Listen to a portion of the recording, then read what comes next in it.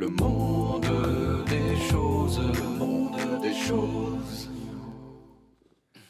Et ce soir, David, vous allez nous parler de rhum, sans oublier de nous rappeler évidemment que l'abus d'alcool est dangereux pour la santé. C'est pas bien de boire trop d'alcool. L'alcool, C'est dit. Allez. l'alcool, ça vient du sucre. Et déjà, moi, je trouve ça fou. Le sucre, cette substance suprême de l'enfance qui sert à faire des frosties et des fraises tagada, eh ben, il sert aussi à faire la chartreuse, le schnapps et la suze. Mais alors, comment c'est possible ? Eh bien, grâce à des champignons microscopiques qu'on appelle des levures et qui aiment bien manger du sucre. Alors, elles le mangent et en le mangeant, elles rejettent deux choses. Un, de l'alcool et deux, du gaz, ce fameux gaz qui fait les bulles de la 8-6 et du Prosecco. Ce sucre, il peut venir du raisin, quand on veut faire du vin et du cognac, il peut venir de la pomme, quand on veut faire du cidre ou du calvados, il peut venir du blé, quand on veut faire de la vodka, de l'agave, quand on veut faire de la tequila, mais aussi d'une plante de la famille du bambou qu'on appelle la canne à sucre. La canne à sucre est de laquelle on tire un alcool délicieux entre tous, le rhum. Alors, pour en savoir plus, et parce que je suis quelqu'un de sérieux, j'ai décidé d'aller enquêter sur le terrain en Guadeloupe. Regardez, là, c'est moi en train d'enquêter. La Guadeloupe, c'est une île couverte de champs de canne à sucre. Il y en a partout sur le bord des routes. Quel boulot. Alors, comme vous le voyez sur ces images, la canne à sucre, c'est pas une plante majestueuse. Vous voyez, on dirait un peu des mauvaises herbes de marécage. C'est pas très classe. Mais j'étais curieux quand même. Alors, j'en ai arraché une sur le bord de la route avec beaucoup de difficultés. Je l'ai ouverte et j'ai pu croquer l'intérieur. Bon, c'est du bois, hein, donc c'est un peu comme si vous croquiez dans une commode, mais c'est incroyablement sucré et agréable. Et comme je suis quelqu'un de généreux, je vous en ai amené des petits morceaux pour que vous goûtiez. Vous allez voir, c'est allez-y, Jean, très, très allez-y. sympa. Ouais. Alors attention, n'avalez pas le bois, mais il y a une sorte de jus de sucre que personne n'en veut. Voilà, C'est bien meilleur qu'une commode. Allez-y, c'est bien meilleur Ouais, qu'une on va l'en commode. prendre ici de l'autre côté, du côté de Fred. Voilà.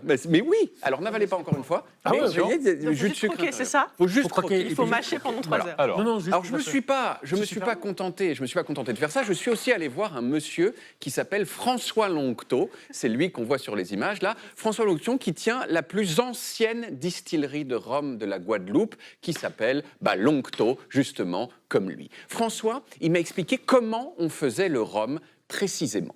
Alors on commence par couper la canne avec des sortes de moissonneuses batteuses spécialisées qui font un petit peu peur, et on dirait un petit peu des trucs du futur. Puis on presse la canne pour en extraire le jus sucré, celui que vous avez dans la bouche à l'instant, et on fait fermenter ce jus dans les grosses cuves que vous voyez là, pendant 2-3 jours maximum. Et là on obtient ce qu'on appelle du vin de canne qui est déjà légèrement alcoolisé. Alors vous allez me dire, ah oui, un petit peu comme du vin normal. Eh ben ouais, mais non. Parce que contrairement au vin de raisin, le vin de canne, c'est dégueulasse. On ne peut pas le boire. Mais c'est pas grave, parce que ce vin de canne, il n'est pas fait pour être bu, il est fait pour être chauffé. Alors une fois n'est pas coutume, je vous fais participer à ma chronique. À votre avis, pourquoi on fait chauffer le vin de canne à sucre ? pour qu'il soit Évaporer chaud. quelque chose. Oui, excellente réponse de Fred. L'alcool, ça s'évapore. L'alcool, ça s'évapore à 78 degrés, ce qui est moins que l'eau qui, elle, s'évapore à 100 degrés. Donc, si vous faites chauffer du vin de canne qui contient du vin et de l'alcool à 78 degrés, l'alcool qu'il y a dedans s'évapore, mais pas l'eau. Donc, vous séparez l'un de l'autre. C'est ce qu'on appelle la distillation.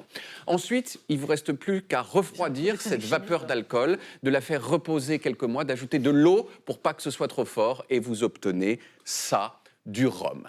Alors, Renaud, vous allez me dire, oui, il est tout blanc ton rhum, il me semble qu'il C'est existe. exactement ce que j'allais vous Oui, dire. Ouais. il me semble qu'il existe également des rhums colorés, non ? Oui. Excellente remarque de Renaud.